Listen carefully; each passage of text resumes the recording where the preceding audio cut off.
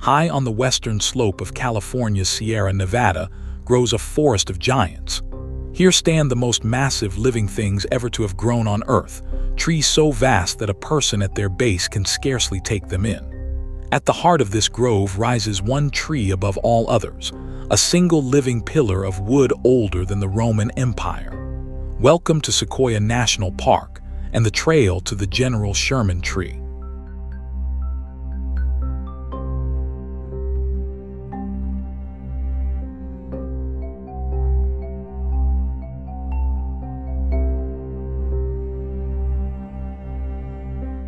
We are in the southern Sierra Nevada of Central California, roughly halfway between the coast and the Nevada desert.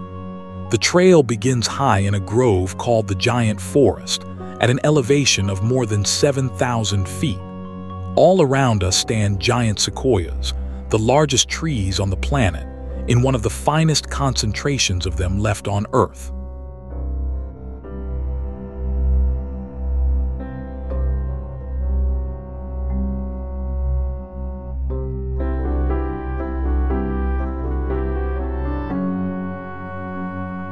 Before us stands the General Sherman Tree, the largest living single-stem tree on Earth measured by the volume of its wood. It rises about 275 feet into the sky, taller than a 20-story building. Its trunk holds an estimated 52,500 cubic feet of wood, enough to fill many houses. By this measure of sheer living mass, no other tree in the world can match it.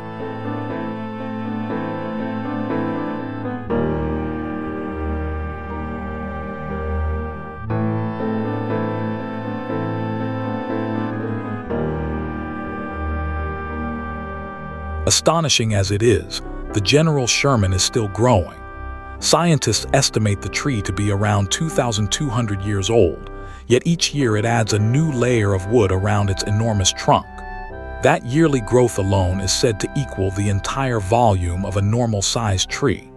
After more than 2 millennia of life, this giant is not finished, but continues to swell a little larger with every passing season.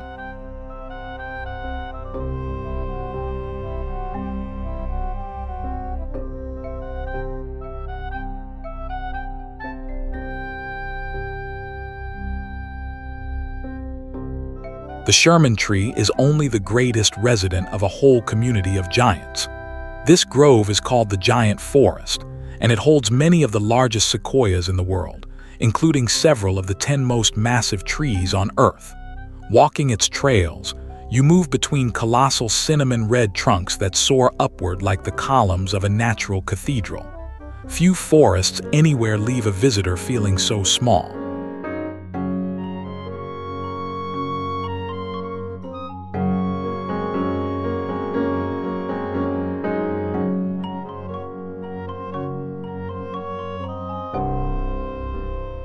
Giant sequoias grow wild in only one place on Earth, a narrow band on the western slope of the Sierra Nevada. They need a very particular home, high enough for deep winter snow, yet warm and moist enough in summer. The melting snowpack feeds their roots through the dry months, and the mountain air holds just the moisture they crave. In a scattering of some 75 groves along these slopes, and nowhere else, the largest trees on the planet quietly stand.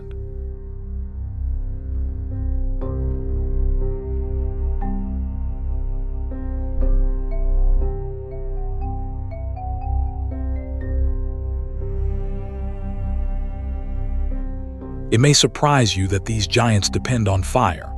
A mature sequoia is wrapped in bark up to a foot or 2 thick, spongy and rich, in a bitter compound called tannin that resists both flame and insects.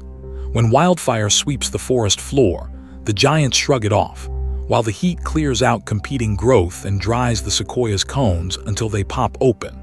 Fire is not their enemy but their partner, and without it few new sequoias would ever be born.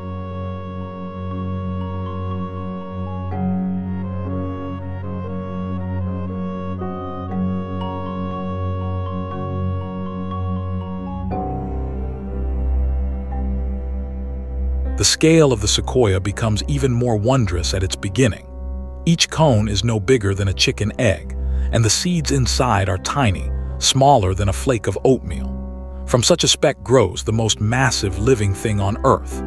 A single large sequoia can release many thousands of these seeds, yet only in the rare clearing of bare, fire-swept, sunlit soil will one take root and begin the long climb to the sky.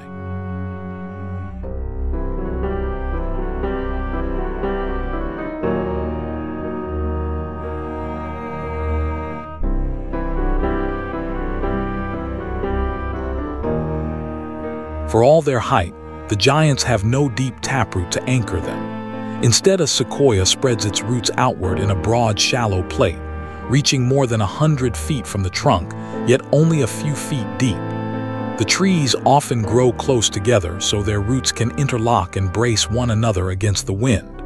It is a quiet partnership underground that helps these towers stand for thousands of years.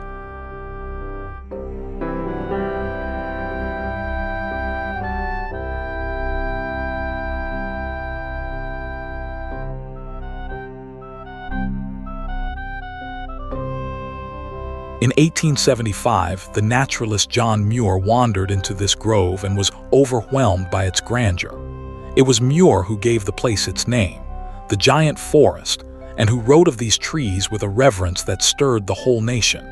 He saw them not as timber but as living monuments, and he became their tireless champion.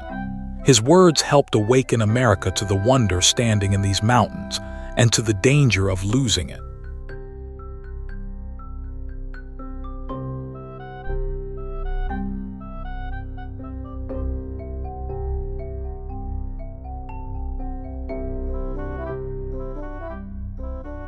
For the danger was very real. As settlers pushed into the Sierra, loggers began to fell the ancient giants, though the brittle wood often shattered when the huge trees crashed to the ground. Whole groves were cut, and it grew clear that trees which had lived for thousands of years could be gone in an afternoon. A movement rose to save them, and it would soon reach all the way to the United States Congress.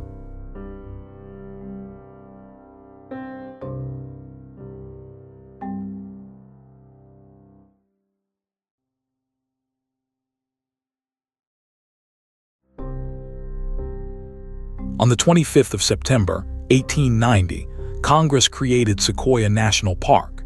It was only the second national park in the country, after Yellowstone, and it holds a special distinction. Sequoia was the first national park ever set aside to protect a living organism, the great trees themselves. A place that might have been cut for lumber was instead preserved forever, so that the giants could go on growing for generations still to come.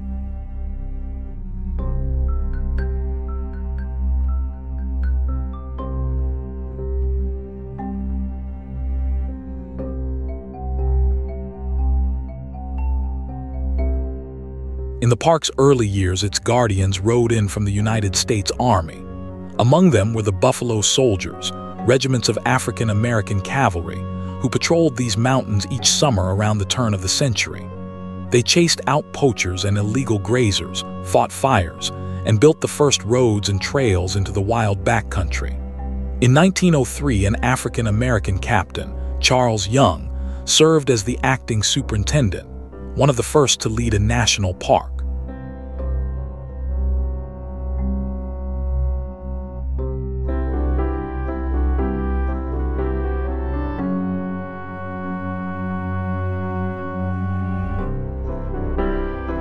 Stand quietly at the foot of the General Sherman and let its age settle over you. This tree was already a sapling when Hannibal crossed the Alps, and a mature giant when Rome ruled the ancient world.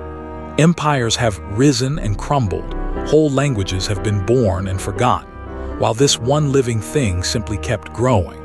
To touch its bark is to touch a life that has spanned more than 2,000 years of human history.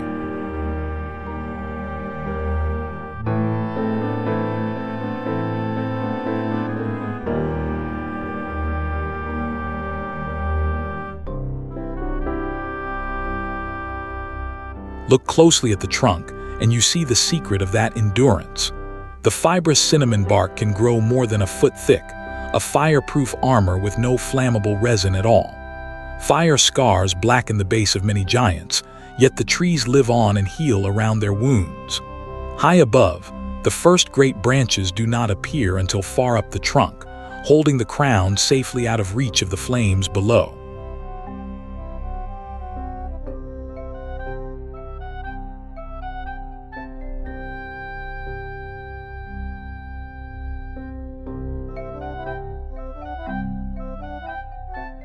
The giant forest is far more than its trees. Black bears roam the groves, turning over logs and climbing for acorns, while mule deer step softly through the ferns and dogwood of the forest floor. Chattering chicory squirrels harvest the sequoia cones high overhead, and in doing so scatter the very seeds that grow the next generation of giants. A whole living world shelters in the shade of these ancient trees.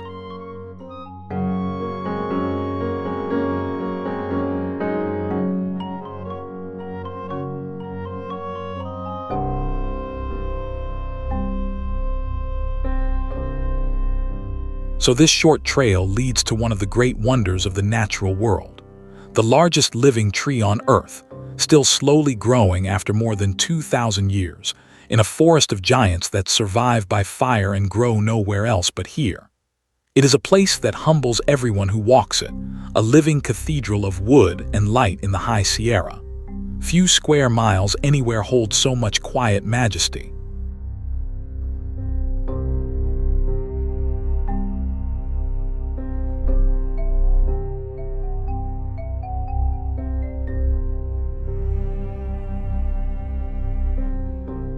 The largest tree on Earth, a grove of giants, and a forest that lives by the very fire that would seem to destroy it. Thank you for watching.